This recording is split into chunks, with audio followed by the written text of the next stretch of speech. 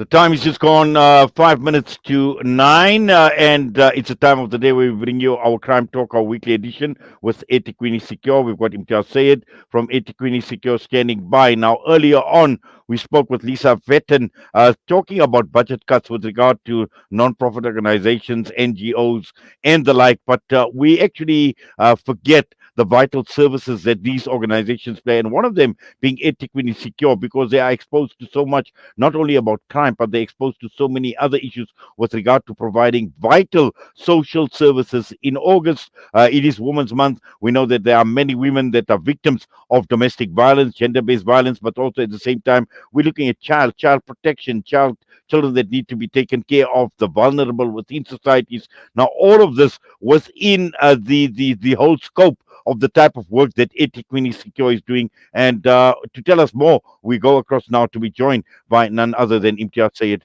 Imtiaz, Assalamu alaikum wa rahmatullahi wa barakatuh, and welcome. Wa alaikum salam wa rahmatullahi wa barakatuh, Inayat. Yes, I've outlined briefly in my introduction as to the type of services that eThekwini Secure provides, but I know that you liaise and you are in contact and you partner with many organizations, providing various specialist social services, for want of a better term, whether at NGO level, NPC level, NPO level, or at whatever level.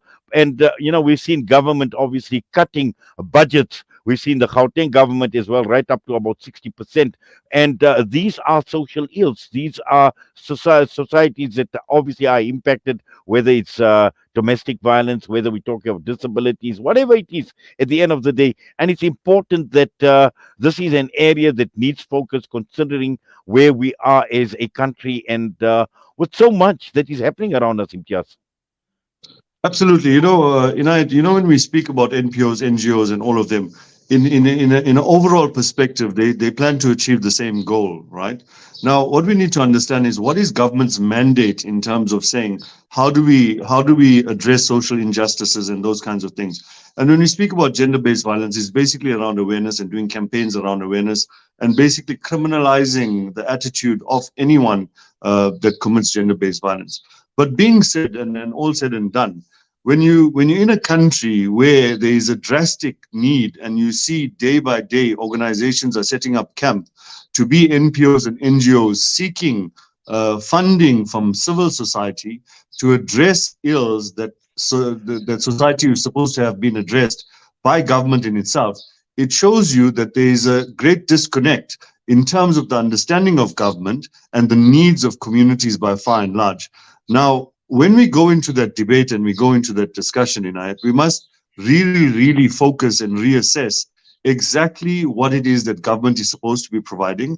And if you're an NGO, meaning you're a non-governmental organization, it clearly indicates that you fulfill a mandate of government whilst getting funding outside of government. Now, this is something that's very important. If NGOs start propping up, and like when you travel through Africa, you see it all over the place. There's UNESCO, there's USAID, there's all of these different organizations. But it tells you that poverty is becoming more and more a reality.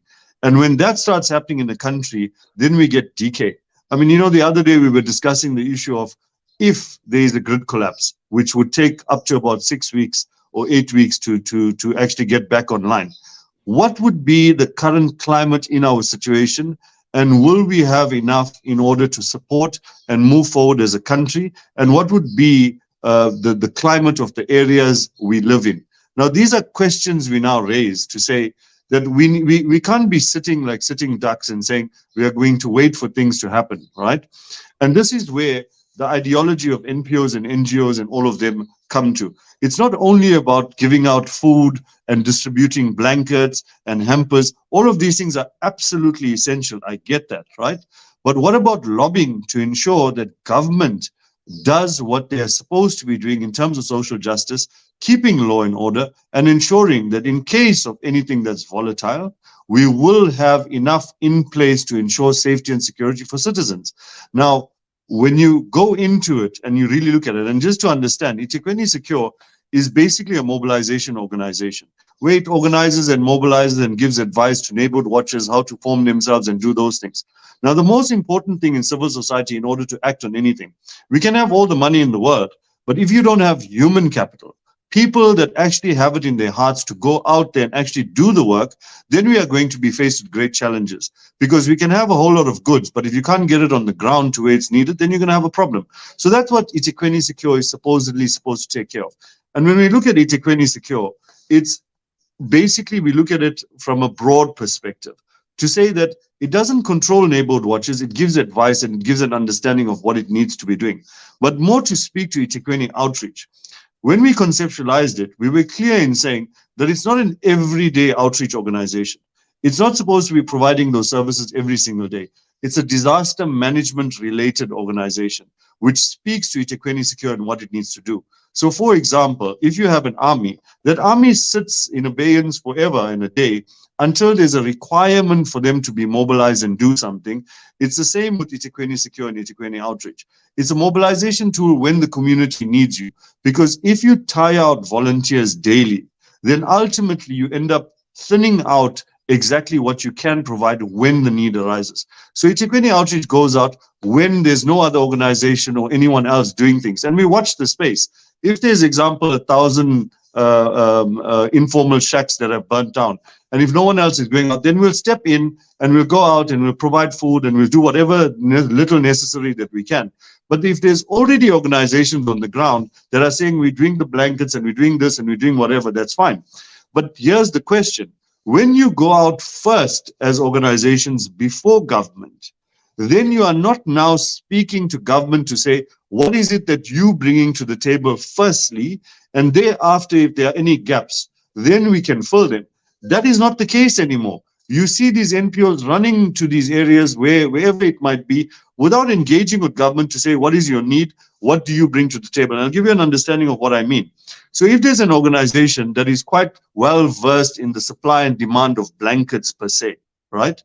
Where has government given them funding to provide those blankets, because it initially was their mandate?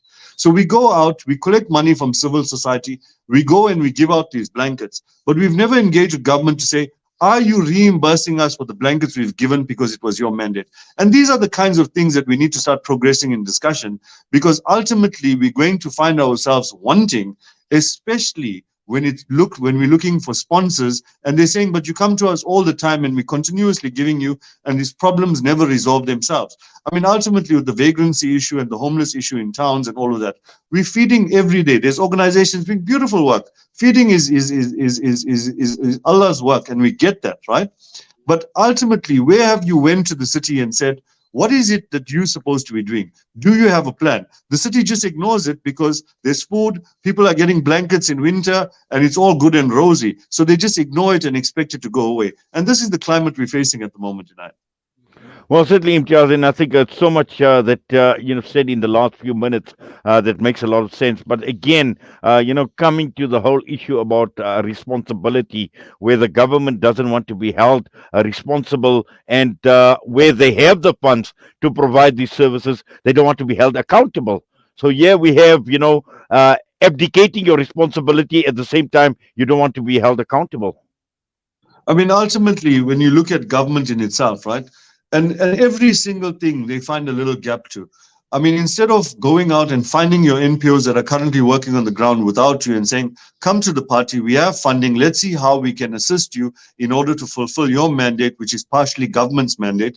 But you'll find that in the listing of NPOs being deriving benefit from these funds, you'll have organizations starting up yesterday and they're getting funding for a few million rand here and a few.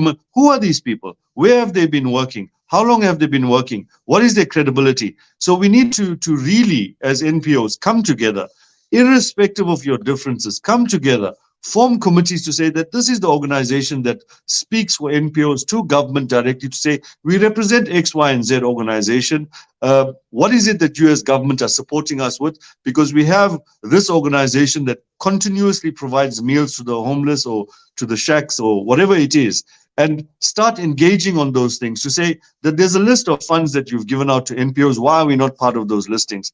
And these are things that are crucial, because when we keep on reaching out to civil society, it speaks to the haves and the have-nots. And ultimately, that is not a good suggestion for any country to say that we have this kind of situation, if you know what I mean. Well, Imtiaz, we're going to have to leave it at that as always. We do appreciate your time. Looking forward to next week once again. All the best to you. Assalamu alaikum. Wa alaikum salam wa rahmatullahi wa barakatuh. That brings us straight on to 5 minutes past 9, and we're heading for the news. We've got Syed standing by.